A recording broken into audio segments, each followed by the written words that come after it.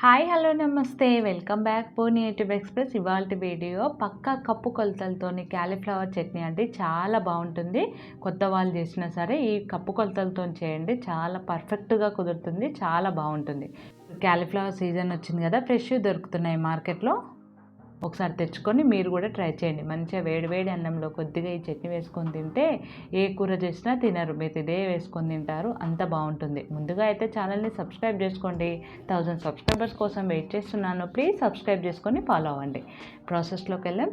ఇక్కడ నేను కాలీఫ్లవర్ ముక్కల్ని తీసుకున్నాను. వీటిని ఇలా మీడియం సైజ్ ముక్కలాగా కట్ చేసుకొని తీసుకోండి. ఇప్పుడు ఇవి ఎన్ని ఉన్నాయో మనం కొలుచుకుందాం. ఏదైనా ఒక కప్పు తీసుకొని దాంట్లోకి ఈ ముక్కల్ని వేసుకొని ఎన్ని అవుతాయో చూద్దాము. ఇక్కడ నాకు ఈ కాలీఫ్లవర్ ముక్కలు ఒక కప్పు అయ్యాయి. ఈ కప్పు ద్వారానే మిగతాయి మనం కొలుచుకుంటాము. ఇప్పుడు ఆ ఒక కప్పు కాలీఫ్లవర్ ముక్కల్ని ఇలా మరుగుతూ ఉన్న నీటిలోకి వేసుకోవాలి.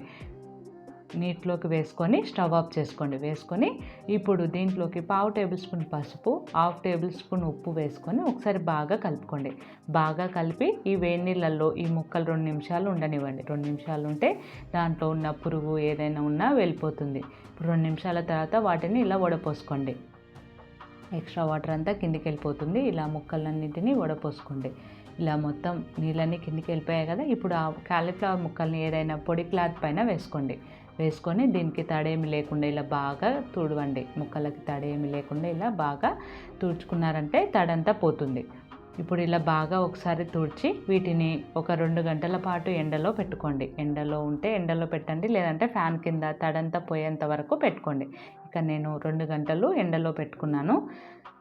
ఇలా 2 గంటలు ఎండలో పెట్టుకుంటే దీనికి ఉన్న తేమ అంతా పోతుంది. చూడండి, 2 గంటల తర్వాత చూపిస్తున్నాను. ఇలా అయింది కదా. ఇప్పుడు ఈ ముక్కలు టేస్టీగా ఉండాలన్నా, ఎక్కువ కాలం చట్నీ నిల్వ ఉండాలన్నా దీన్ని కొద్దిగా ఫ్రై చేసుకోవాలి. దీనికోసం స్టవ్ వెలిగించుకొని కడాయి పెట్టుకొని 1 కప్పు కాలీఫ్లవర్ ముక్కలకి 1/2 కప్పు నూనె తీసుకుంటున్నాను. ఇక్కడ నేను 1/2 కప్పు నూనె వేసుకొని దాంట్లోకి మనం ఎండబెట్టుకున్నాం కదా కాలీఫ్లవర్ ముక్కల్ని, వాటిని వేసుకోండి.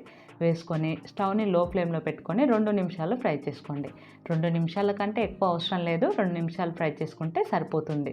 ముక్క టేస్టీగా ఉంటుంది. దాంట్లో ఇంకెక్కడైనా తడి ఉన్నా పోయి ఎక్కువ కాలం నిల్వ ఉంటుంది చట్నీ. ఇలా 2 నిమిషాలు ఫ్రై అయిపోయిన తర్వాత వీటిని ఒక బౌల్లోకి తీసుకోండి. ఇప్పుడు అదే ఆయిల్లోకి కొద్దిగా జీలకర్రను వేసుకోండి. అలాగే ఒక 7-8 వెల్లుల్ని ఇలా కచ్చాపచ్చాగా పొట్టుతో సహా దంచి వేసుకోండి. అలాగే కొద్దిగా కరివేపాకును కూడా వేసుకొని కొద్దిగా వీటిని ఫ్రై చేసుకోండి. ఇలా వెల్లుల్లి కొద్దిగా వేగింది కదా. ఇలా కొద్దిగా ఫ్రై అయిపోయిన తర్వాత స్టవ్ ఆఫ్ చేసుకొని ఇది పూర్తిగా చల్లారాలి. ఆయిల్ అనేది పూర్తిగా చల్లారిన తర్వాతనే మనం చట్నీ కలిపి పెట్టుకోవాలి. అది చల్లారేలోపు స్టవ్ వెలిగించుకొని ఒక ప్యాన్ పెట్టుకొని 1 టేబుల్ స్పూన్ ఆవాలు, 1/2 టేబుల్ స్పూన్ మెంతులు వేసుకొని లో ఫ్లేమ్లో ఇలా దూరగా ఫ్రై చేసుకోండి. ఇలా దూరగా వేగిపోయిన తర్వాత ఇవి పూర్తిగా చల్లారాక ఒక మిక్సీ జార్లోకి వేసుకొని మెత్తని పొడిలాగా మిక్సీ పట్టుకోండి. చూడండి, ఆవపిండి రెడీ అయిపోయింది. మెత్తగా మిక్సీ పట్టుకున్నాం కదా.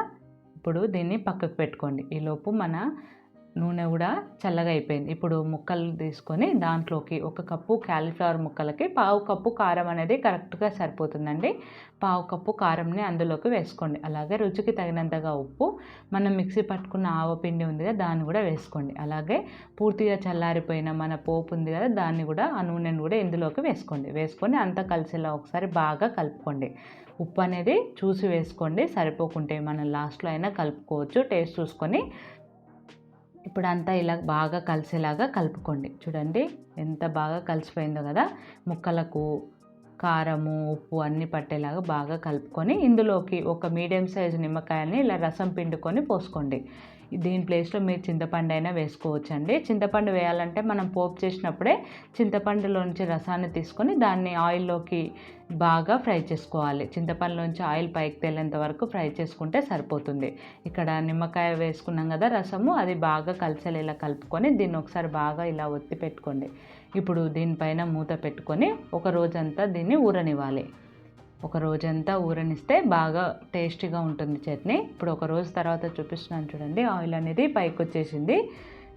ఇప్పుడు ఇదంతా ఒకసారి బాగా కలుపుకొని ఉప్పు సరిపోయిందో లేదో టేస్ట్ చూసుకొని, సరిపోకుంటే మరికొద్దిగా వేసుకోండి. అంతేనండి, సింపుల్గా and tasty cauliflower chutney ready అయిపోతుంది. దీని ఒక గాజు సీసాలోకి పెట్టుకుంటే 3 నెలలు ఫ్రిడ్జ్లో పెట్టుకుంటే ఫ్రెష్గా ఉంటుంది. బయట పెట్టుకుంటే 2 నెలల వరకు మీకు ఫ్రెష్గా ఉంటుంది. ఇదండి ఇవాల్టి వీడియో. మరి ఈ వీడియో మీకు నచ్చితే లైక్ చేయండి, షేర్ చేయండి, సబ్స్క్రైబ్ చేయడం మర్చిపోకండి. Thanks for watching.